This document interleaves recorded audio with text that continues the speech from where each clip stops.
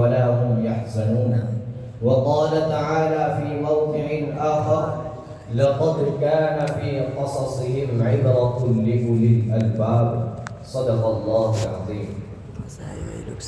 صدر محترم، معزز و مکرم حضرات اساتذہ کرام، مہمانان اعظام اور سعادت دارین کے گل و لالا، آج کا میرا موضوع غزہ کی حالت اظہار اور حکام عالم کو کھلا پیغام ہے۔ معزز سامعین، کئی دن سے فلسطین کی صورتحال آنکھوں سے گزر رہی ہے۔ امید، خوف، غصہ، نشاط، تعصب میں اتنی جلدی رد و بدل آتا ہے کہ تصورات و خیالات تک بدل جاتے ہیں۔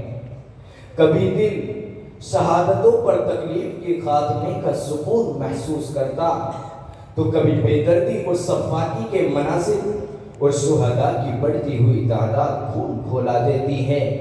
بے بسی کا یہ عالم ہے کہ دعا کا انتخاب بھی مشکل ہو رہا ہے۔ ہر دن کوئی نہ کوئی تصویر ذہن میں آ جاتی ہے جو پھر نکل نہیں پاتی۔ میں نے سلے ہوئے سربند سوجتی آنکھوں کے ساتھ اس بچی کو دیکھا جو بڑے اطمینان سے خود کو محفوظ سمجھتے ہوئے تربوز کا ٹکڑا کھا رہی تھی۔ مجھے نہیں سمجھ آیا کہ میں اس کے لیے کیا دعا مانگوں۔ تربوز میں رسول اللہ صلی اللہ علیہ وسلم کے دودھ کے پیالے جیسی برکت مانگوں جو اس کی بھوک مٹانے کے لیے کافی ہو جائے، یا اس کی بظاہر ناممکن نظر آتی سکون کی زندگی مانگوں، یا دوبارہ پھر کسی تکلیف سے بچنے کے لیے شہادت مانگوں۔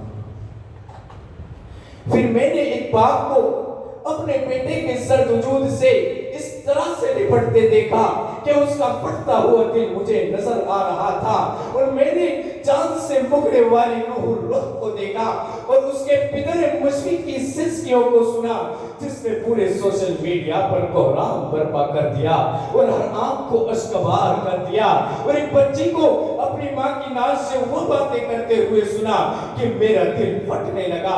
اور مجھے نہیں سمجھ آیا کہ ماں باپ کے سامنے اولاد کا مر جانا زیادہ مشکل ہے یا اولاد کے سامنے ماں باپ کا مر جانا۔ الغرض میدان میں بچوں کے بکھرے ہوئے اعضاء، صحت مند متحرک نومولود کے برابر میں پڑی بے حس و حرکت ماں، کفن دفن کے انتظار میں لواحقین کے ہاتھوں میں اٹھی ناشوں کی قطار، چھوٹے زخمی بچوں کی درد سے نکلی چیخیں، حادثے کے بعد زندہ بچ جانے والوں کے خوف سے لرزتے ہاتھ۔ یہ وہ مناظر ہیں جس نے ہر زندہ دل انسان کو جھنجھوڑ دیا، بڑے بڑے استقامت و عزیمت کے پہاڑوں کو موم کر دیا، بڑے بڑے کوہکامت اور دیو ہیکل انسانوں کی صبر و شکیبائی کو مات دے دی۔ میں نے سوچ سوچ کر رونے والوں کو بے اختیار آنسو بہاتے دیکھا، اپنی ہمت پر بہت ناز کرنے والوں کو فلسطین پر ہونے والے سفاک مظالم پر آنکھیں بند کرتے دیکھا۔ کسی نے پوچھا فلسطین جا کر کسی سے ملنے کا موقع ملے تو اسے کیا کہہ کر آؤ گے؟ میرے پاس سب سے کمزور صرف فلسطینی ماں کو کہنے کے لیے بھی کچھ نہیں تھا، اس لیے کہ جس بات کو برداشت کرنے کا آپ میں حوصلہ نہ ہو وہ الفاظ آپ کسی اور کو نصیحت یا دلاسے کے لیے کیسے ادا کر سکتے ہیں؟ ہاں، لیکن کاش کہ اللہ کچھ عرصے کے لیے دنیا سنبھالنے والے حکام سے قوت اور اہلیت کے ساتھ ملنے کا موقع دے تو میں ان کے سامنے ببانگ دور یہ اعلان کروں: اے حریت کا نمبردارو، اے حقوق انسان اور نسواں کا دم بھرنے والوں، تم حریت اور حقوق کے نہیں بلکہ عبرت انگیز ظلم و ستم کا نمبردار ہو، تم وحشیت اور بربریت کا اعلیٰ نمونہ ہو۔ فلسطین کی سرزمین تمہارے بارود اور آہن سے سلگ رہی ہے، ہزاروں معصوم بچوں اور بے قصور عورتوں کی بے جان لاشیں تمہاری وحشیت و بربریت کی زندہ دلیل ہے۔ اللہ مٹ گئی یک بیک یہ سرزمین قدس کی، مٹ گئی یک بیک یہ سرزمین قدس کی، سرزمین پاک وارث عظیم اجداد کی، ہر طرف بکھرے ہیں لاشیں خون کے دریا بہے، ہر طرف بکھرے ہیں لاشیں خون کے دریا بہے، ہر طرف سے ایک ہی اٹھی صدا فریاد کی۔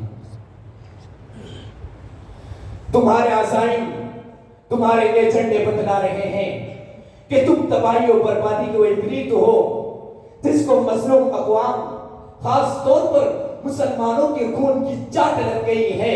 تم خود ہی مدعی ہو اور خود ہی منصف۔ تمہاری مثال اس درندے کی ہے جو ہمیشہ شکار کی تلاش میں رہتا ہے، شکار کی خواہش میں تمہارے لبوں پر کبھی افغانستان، کبھی عراق، کبھی چیچنیا، کبھی بوسنیا اور فلسطین کے نام پھسلتے رہتے ہیں۔ تمہاری مثال اس بدمست ہاتھی کی سی ہے جو انسانیت کے ان گلستانوں کو روندنا چاہتا ہے، اور دوسری طرف انسانی ضمیر نوحہ گناہ ہے کہ کس اقوام متحدہ سے فریاد کرے، وہ تو پہلے کی ان تاغوتوں کے دباؤ میں ہے۔ بالآخر اس کا ضمیر پکارتا ہے اور فطرت سوال کرتی ہے کہ میں کس کے ہاتھوں میں اپنا لہو تلاش کروں، کہ میں کس کے ہاتھوں میں اپنا لہو تلاش کروں۔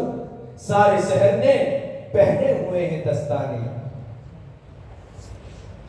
میں ان سے بے باکانہ انداز میں کہوں گا تمہارا خواب عظیم تر اسرائیل کا قیام ہے، وہ اسرائیل جس کی سرحدیں بیت المقدس سے لے کر عرض مدینہ طیبہ تک وسیع ہو۔ خدا نہ کرے کہ ہم ایسروں سے مدوی دیکھیں، ورنہ وقت کا ہلاک و خام کبھی تو صلیبی جنگوں کی بات کرتا ہے اور کبھی دہشت گردی کے نام پر جہاد کے انمٹ اور لافانی جذبے کو پامال کرنے کا اعلان کرتا ہے۔ لیکن اے تاغوتی لشکر کے بزدل ہم نواؤ، سنو اور اما کر گوش ہو